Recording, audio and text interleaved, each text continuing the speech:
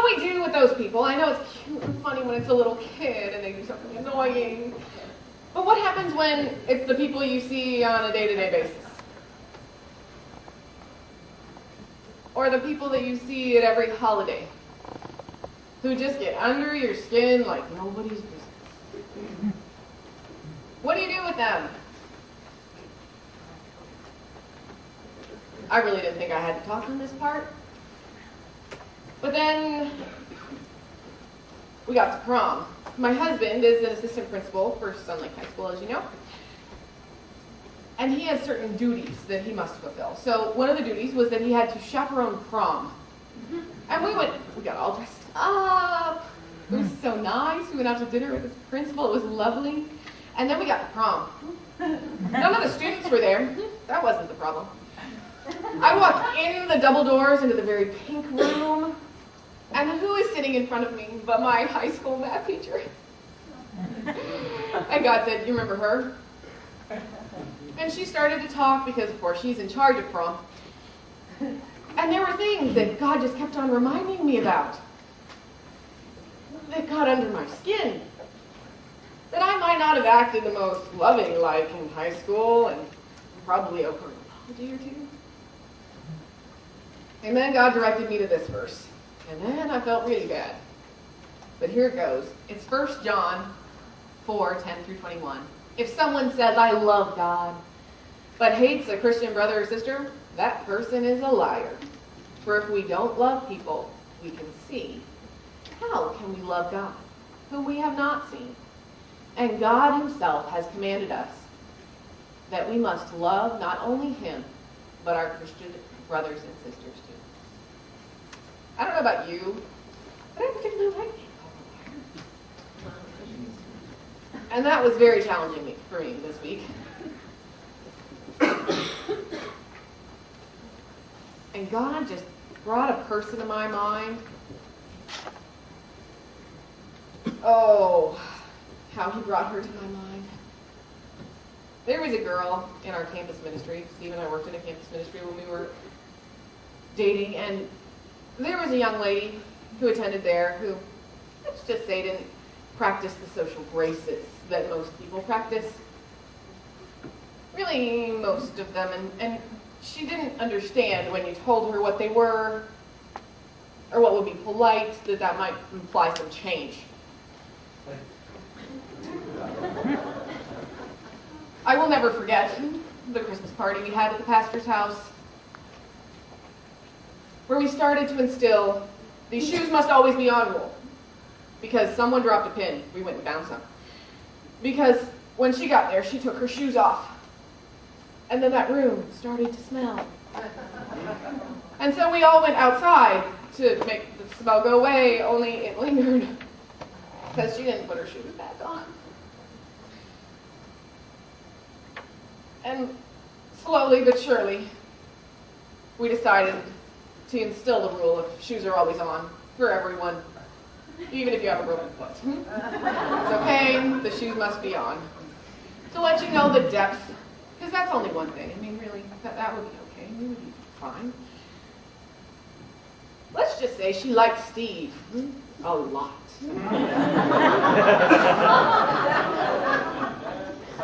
Yep. Yep, she did. We would be on a date, and she would show up. Say, "Are you busy?" And we'd say yes, and then she'd stay. Doesn't that sound like fun? A couple years later, one of our friends from the campus ministry passed away. Oh, heaven help me. We were all standing in a line, Steve and I and two of our other friends from the campus ministry, and she was over there. And she came, made a beeline right for my husband, gave him a hug, skipped me, went around to the other people. Oh, she tested my patience. But I saw her fly. That plane is a beautiful restored work from what it was.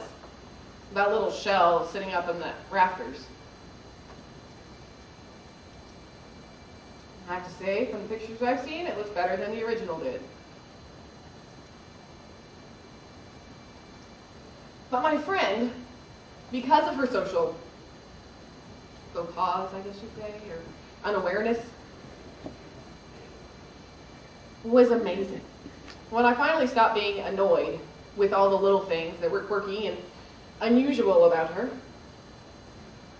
I started to see her like God saw her. Not as the girl who liked her husband, or the one who wanted to take off her stinky shoes, but as the one who was persistent, constantly, in telling others about the love of Christ. There was a very strong group of atheists. They would offer to anti-baptize you on our campus, and yep, they were very kind.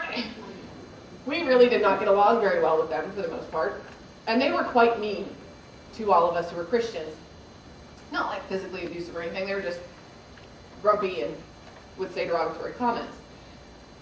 But because of my friend's inability to notice those comments, she sat for hours, for months at a time, telling them about the love of Jesus Christ and convincing them that they were not right, and that Jesus was the way and the truth and the life, and that no one comes to the Father except through him. That year she led 5 atheists to Christ. How can I call what God created her to be anything but glorious? When we take our eyes off ourselves and off the way we see things, we can look at people not the way the world would look at them, but as the way Jesus created them to be. Because it's not that she was a horrible, terrible person.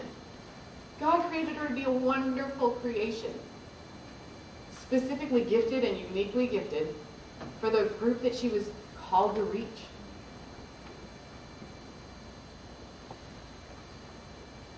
I have to admit that I've never seen anything like that before. But I will tell you what an impact her relationship with those atheists meant to not just the group that we were a part of, but others who would see her.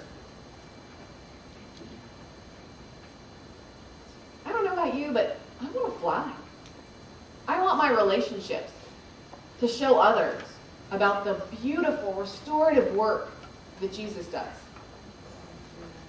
Not just here, but here. Can we go to the next slide, please?